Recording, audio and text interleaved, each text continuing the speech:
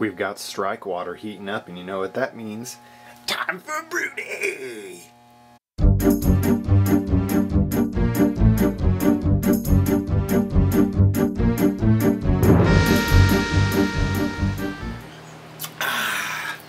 Enjoying a Millstream Iowa Pale Ale. Millstream Brewing Company, it's the oldest brewery in Iowa. They are only like an hour away from here, and if you ever get there, Amana, Iowa, check them out. Awesome German-style beers. Super nice people. They invite us DIY to their festival every year, and so we get out and get to talk with folks, and they're happy to have us doing the homebrew side while they're producing killer beer. Iowa Pale Ale. This one's really good if you like the hoppy stuff. One of their my favorites of theirs is called Shield Brow. So if you can get it, do it. It's awesome. So today we're going to be brewing up a beer here. Obviously, you already saw the strike waters heating up. We're going to be doing, I don't typically do clone beers, but we're doing a clone today of Two Brothers Domaine Dupage. It's one of my favorite beers, and I figured for the wedding, why not? Let's do a beer that I really like. So we have got in our bag here, oh my goodness, we've got a fight going on up there, it seems.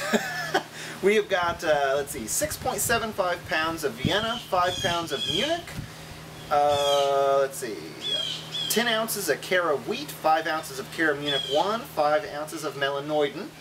Then there's 2.25 AAU of Northern Brewer at 60, 6.5 AAUs of Mount Hood at 25, and then another 6.5 AAUs of Mount Hood at 10. I did have to do some calculations on there because my alpha acids were a little lower. So if you don't know, alpha acid unit equals the ounces of your hops times the alpha acid percentage. So to figure out, say like here we've got alpha acid units, and we know we need that, you would basically divide your, what is it?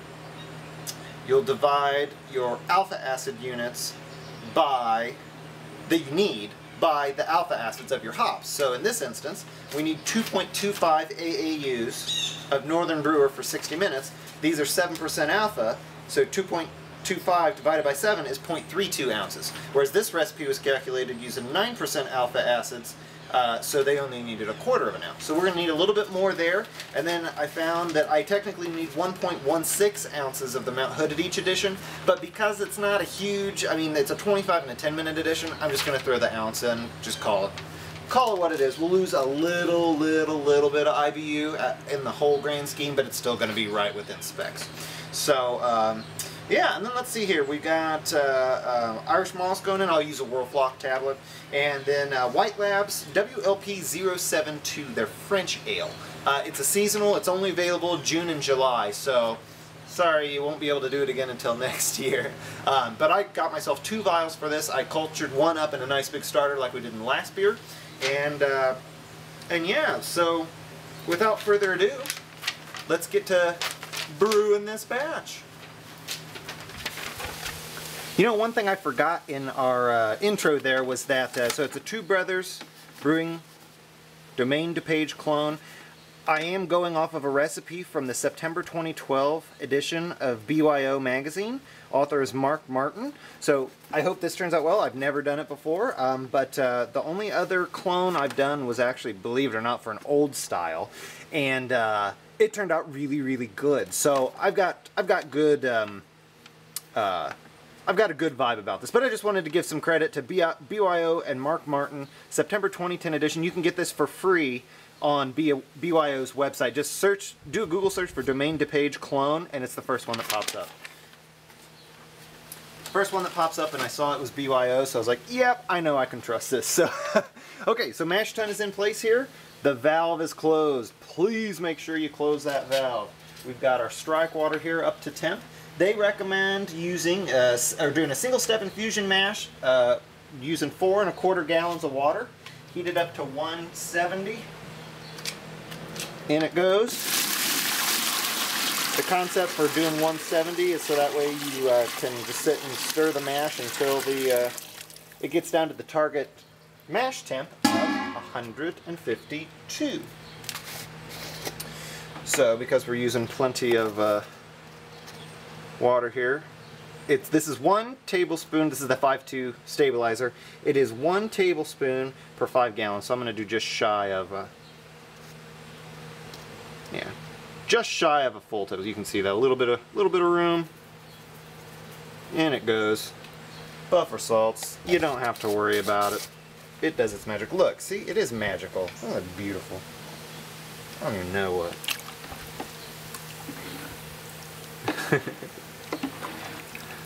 So that is in. It is one challenge of brewing outside. Damn bugs. But it's what you get.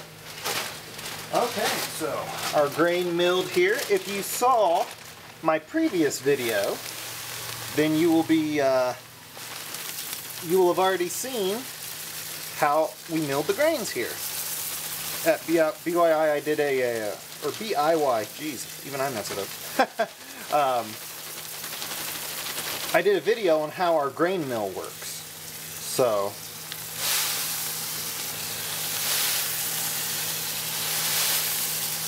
nice slow addition. Helps eliminate dough balls.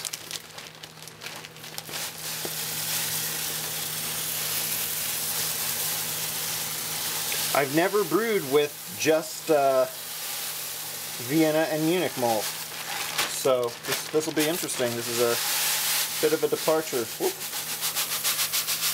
See, you can try to do everything perfect, but you know what? You just roll with it. Smells awesome. Yeah, there's a lot of malts in here I've never used before. Cara wheat, never used that. Melanoidin, never used that. Both Weyermann grains. All of the grains were, let's see, the specialty stuff, the Cara wheat, the Melanoidin, and the Cara Munich are Weyermann from Germany. The Munich, I used Briess's Bonlander, nice 2-row Munich. And the Vienna was the Gold Pills Vienna from Briess. So nice premium malts there. Should be really nice. I had at the store a while ago German Munichs and German Vienna, but I sold out this week, so I couldn't do it. Cool. See, you just add it. See how I didn't sit there and do my usual. If you just add the grain slow, you don't have to worry about the dough ball buildup.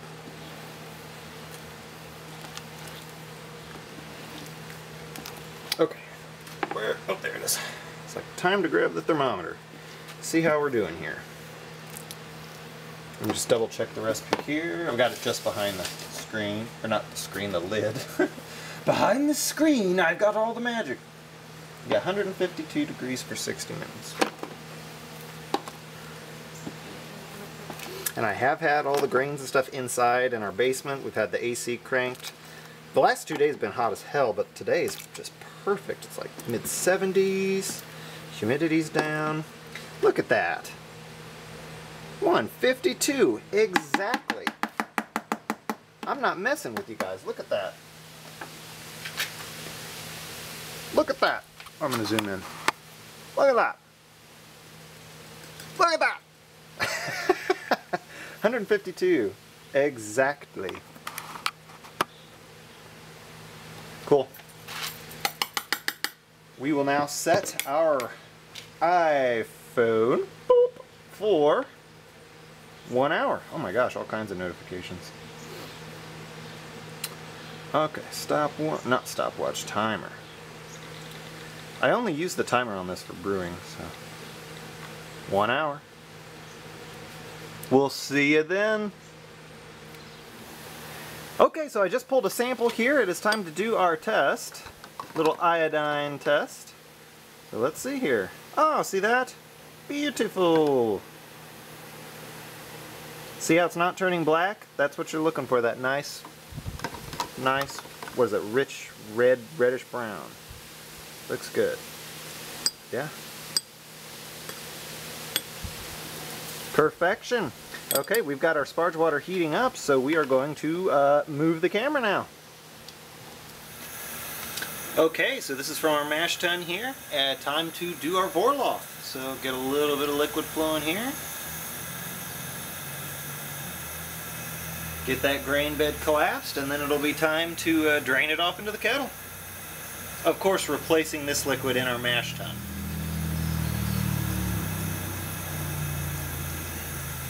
Away it goes.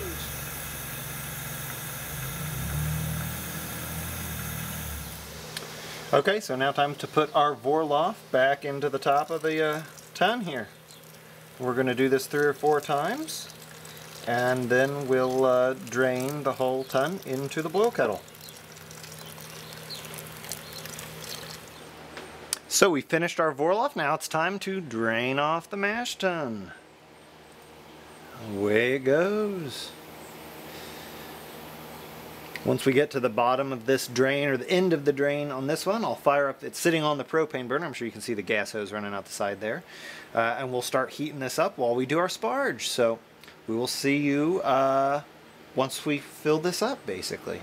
You've already seen the whole process, so nothing special next. Okay, we are just before the hot break here. I figured I'd turn the camera back on and show you the battle. It's creating these cool kind of blisters through the brown. It looked cool earlier, I guess I should say. I don't know. It does now. Sprayer at the ready, and my hand is on the gas here, so. Beer at the ready. Beer at the ready. First pumpkin beer of the season. It's August 2, so I'm a happy camper. August 2 as of this brew date. Obviously, you guys will be seeing this a bit later.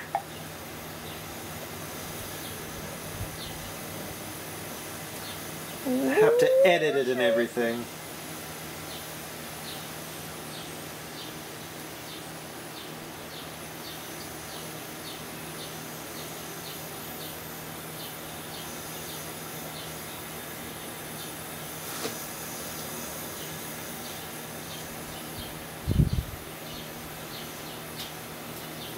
Smells good. You need to get smell-o-vision. Smell-o-vision. For your brewing. Okay.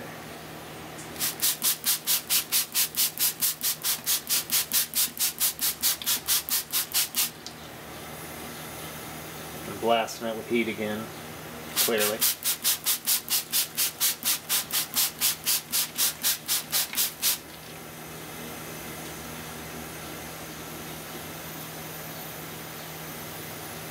And I do believe we are past it. Notice how there's no more just embankment growing. Oh, wind killed the boil a little. Cool. Yeah, if we had smell-o-vision, you'd all be able to smell Joe's leg hair. Yeah, I caught my leg on fire a little bit. It's okay though. Somewhat melted off earlier when the wind caught the burner. Yeah. So watch out for that if you're ever brewing on a windy day.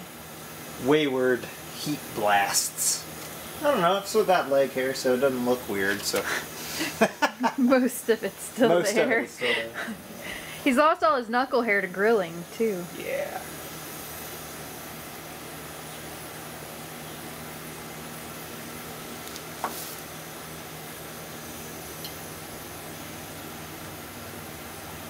Thinking about getting pissed again. I'm going to dial it back just a bit because we don't need a super crazy boil. Remember, you just have to hold it at 212. So we have our first addition of hops. This is the 0.32 ounces of Northern Brewer. So I'm going to dial the heat down just a hair here. So what are the characteristics of Northern Brewer? Well, this is just bittering, so we're just going to be getting the bitter out of it. But typically it would be, I don't know, kind of earthy. It's got a, you know, it's used in a lot of stouts. It's used as a great bittering hop. Flavor-wise, evergreen, wood, and mint. Mm-hmm. So, there we go. Everything you want in a beer. So now we're going to start our timer again. I'm not going to hold that over the boiling kettle. Yeah. And we're going to do, let's see, the next edition is at 25 minutes. So, what is that? What, 35? Yep, 35 minutes. So I'm going to set my Timer here for 35 minutes. We'll see you at the next hop edition. Okay, so we had to move the pot here into the garage because there was a big old beam of sunlight hitting it, and of course, you know, sunlight and hops don't play well together. So it's time to add our ounce of Mount Hood. Get that nice and slow, so hopefully it doesn't foam up. Whew. I was thinking about it. Do you want the spray bottle? Nah. You just add them slow. It'll work.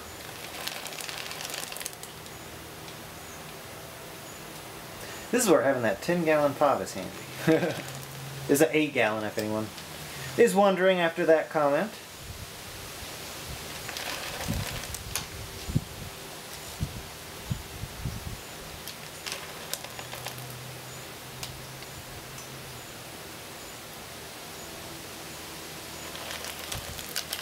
Okay, now I'll set my timer. This is a 25-minute edition, so I'm going to set it for 10 minutes because I need to add the Whirlflock and the chiller at 15, and then the last bit of hops at the 10-minute mark. So we will see when we add all that. Okay, we are at 15 minutes till the end of the boil, which means time to add our chiller.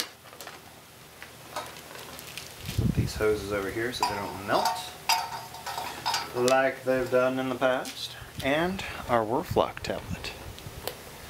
And it goes. So now I'm going to start my timer again for 5 minutes, and that'll get us to our last 10-minute edition. Cool, we'll see you then. We are at the 10-minute mark, which means 1 more ounce of Mount Hood. Add it nice and slow. Hopefully it doesn't flare like crazy. Delicious.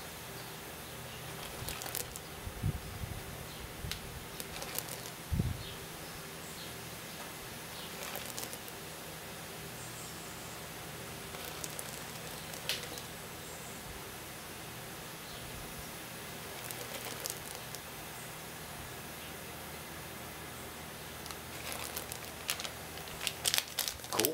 There we go. Alright, we are 10 minutes out now. We're just going to let this finish boiling and put the cap on it, and then we're going to take it down to the basement and start cooling it down. So we'll see you there. So here we are chilling. Just put it on. You can see it's sitting at 190 right now. The water's literally been running for about 20-30 seconds. So yeah, now we just wait for this batch to chill down. It's looking good. It smells awesome. So yeah, not the most exciting part of the process, but obviously very important. So we'll see you in just a few once this is cooled down, and we will get it transferred into our primary fermenter. Okay, so our batch is down to 78. That's the best I can do with our groundwater at this time of the year. So we're going to go ahead and get this batch in. It's a French ale yeast, which is kind of Belgian-y. The substitute is 3711, which is the French Saison. So, you know, if you get those warmer temperatures, typically not a problem. So we're just going to go ahead and get her going here.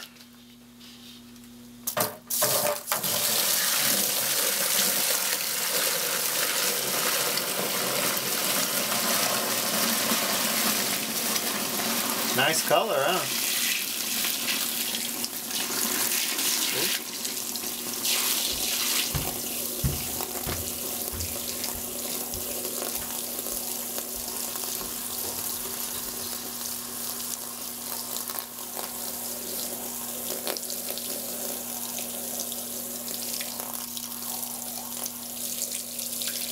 So I went ahead and took a gravity reading on this with the refractometer. It's sitting at 1055, which is a little bit low. It's supposed to be at 1059, so not a huge deal, but something for me to take into consideration next go around. Everything looked pretty good with it, but yeah, it just wound up being a little bit lower gravity than I anticipated, so shouldn't impact the batch too much here. I'm just going to let that drip there. I have to grab my spoon and sanitize it, because there's still a bit to go here. Let's see. Oh, you know what? We can actually take this here. Excuse me, YouTube. I'm just going to rinse this off here. hit it with some sulfite sanitizer, instant sanitizer here, used in winemaking. Kills pretty much everything on Earth.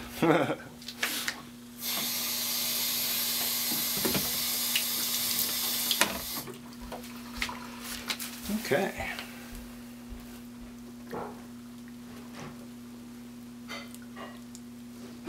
Get that, move the hops around, allow that liquid to drain down through.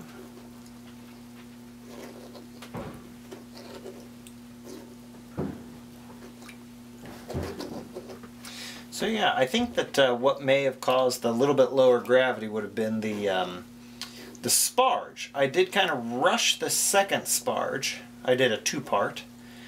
So rush that a little bit, not a whole lot, but that may have impacted it a bit. And then the liquid volume, I actually ended up with a little bit more liquid volume than I typically do, which means I could have diluted it a little bit. So, combination of factors. Not a big deal, but something to take into consideration. Like I said, I don't do a whole lot of clones, so for me, it doesn't really matter. As long as it's good beer, it doesn't have to be exact for me, you know. If I want the exact beer, I'll just buy it.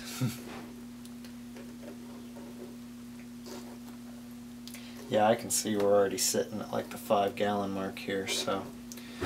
And there's some still in the container here, or the boil kettle. And then a little bit here, of course. So. Let's do this for a few more minutes here. Okay, so we've got our massive starter here and my rare earth magnet. We're going to find the, where is it? There it is. See? Grabs the stir bar. Pop this out here. Okay, so popped out the foam stopper. Got our stir bar, I don't know, found, discovered. So away we go.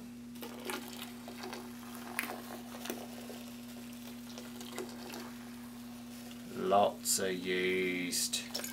Yummy. This sucker's gonna explode in about 20 minutes, I've got a feeling. So we'll set that aside. We'll take our lid here. And you know me, I always line up the lid with the hole on one side, gives you a little bit more space.